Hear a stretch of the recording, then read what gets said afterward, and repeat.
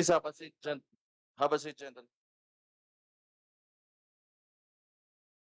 Former DOE Secretary Alfonso Cusi, Attorney Wendell Abisado, Senator Christopher Lawrence Bongo, Attorney Salvador Benaventura Panelo, Attorney James Patrick Jimmy Bondoc, Attorney Martin Delgra, former Mayor Michael Rama, Attorney Jesus Hinlo Jr., Attorney Aimee Torrefranca Neri, Attorney Ferdinand Topacio, Attorney Silvestre Bello III, Senator Robin Padilla, Philip Salvador, PDP Council Officers, at sa inyong lahat, PDP Laban members, good afternoon and thank you for your trust and confidence in me.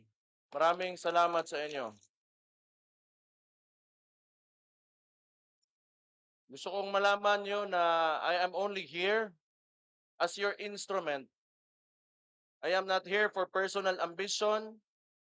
I am here to make this country work. Masyado nang mataas yung masyado nang maraming nangyari. The core objective of one of the core objectives of PDP Laban is what?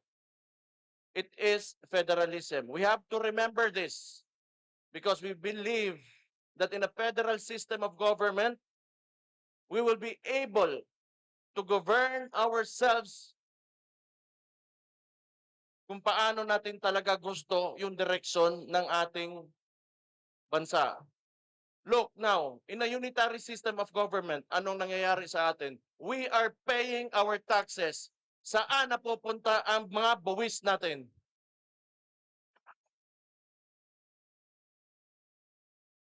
Instead of opening up the Blue Ribbon Committee on the flood control, kung saan nawawala ang trilyon-trilyon nating pera, ano ang priority ng administration ngayon?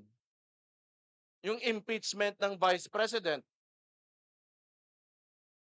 Because we all know, pag hindi nila matatanggal ang Vice President ngayon, hindi sila makalagay ng presidente nila on the 2028 elections because he is a great threat sa presidency this 2028. Now I go back. Tingnan nyo, the unitary system of government, presidential one. They have so much control and so much power and that is centralized right now kaya nangyayari sa atin to. The president can threaten anyone. Tingnan nyo, walang natitira. Dalawa nating senador, isa nating senador, kinulong nila.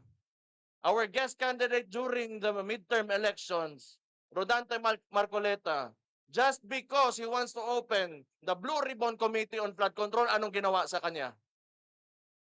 Do we even have freedom at all at this point dito sa bansa natin? The former president, nasan ngayon? He's in The Hague. He's in the ICC. And clearly, walang jurisdiction. We know the process and they broke the process. And mind you, this is an establishment that should be an honorable one. And yet, they move like syndicates. They have cooperated with the president who moves like a syndicate. Papayag kayo na ganito na lang tayo? We have to do our duty and responsibility for our country. All of us members of this party will not have an ambition of his own. And our collective ambition is to lift this country up from all of this corruption, from all of this evilness that is happening to our country right now. This should stop right now in the 2028 elections.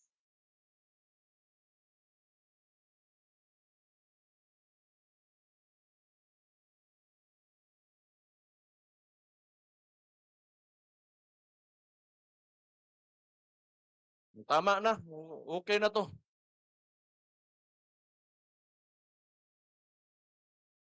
Yung mahalaga kasi yung kinabukasan. I have children, you have children, you have grandchildren. What kind of future do you want for these kids? A worst one that that we have now, or a better one? So we have to fight. Kahit gaano sila kalaki, makapangyarihan, nasa kanila lahat ng pera, tinatakot nila ang lahat, kinukulong nila ang lahat, hindi tayo titigil hanggat sa hindi tayo mauubos. Pero mauna muna kayo ha, ako na last kulong.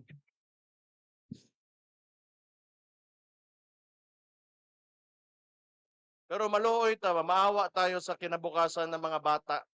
Yan talaga ang... And yung pera, sinasayang.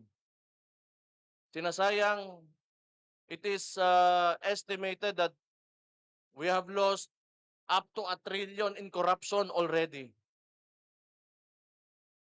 And look at our environment, look at the people. People are still suffering, people are still hungry and very dissatisfied with this government. The survey showed, ang presidente natin ngayon got a survey, an approval rating, which is a disapproval rating, -27. Di na natin kailangan pag-usapan pa. The people are already, sa tawag ni? The people already know. The people already know. We are tired and we do not want this anymore. But I guess the upside of things, tingin ko rin naman maganda. Kasi nakita ng mga Pilipino kung ano ang klaseng gobyerno ang hindi maganda. They have contrast to what former President Rodrigo Duterte did to this country when he was president. And he made this country great. He made us Filipinos proud of our country. So which is good contrast. Ngayon, pag upo ni Bangag, ano nangyari? That is why people are very dissatisfied because nakikita natin ang difference, ang diferensya ng noon at ngayon. I think marami pa tayo on the agenda. But gusto ko lang ulitin, I am here for you as your instrument, as your leader of this party. Kung anong gusto nyo ang direksyon na susundin natin, I will listen to you.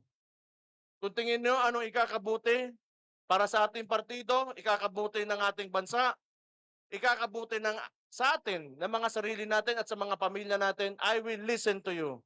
This should be a collective effort. Lahat tayo magkaisa. I really value unity. Kailangan natin magkaisa. Kung may problema, may kailangan kayong ipaabot sa akin as president of this party, let me know. Then my ears are open and they're ready and I am very willing to listen to you. All the members, galing sa pinakababa hanggang sa akin sa pinakataas. Thank you so much for your trust again and confidence in me. Maraming salamat. Mabuhay kayo. And soon, kita-kita tayo. Wag lang kayo talagang tumigil. Keep on pushing. We are getting there and we are winning. Congratulations. Og maayong hapon. Magandang hapon sa inyong lahat.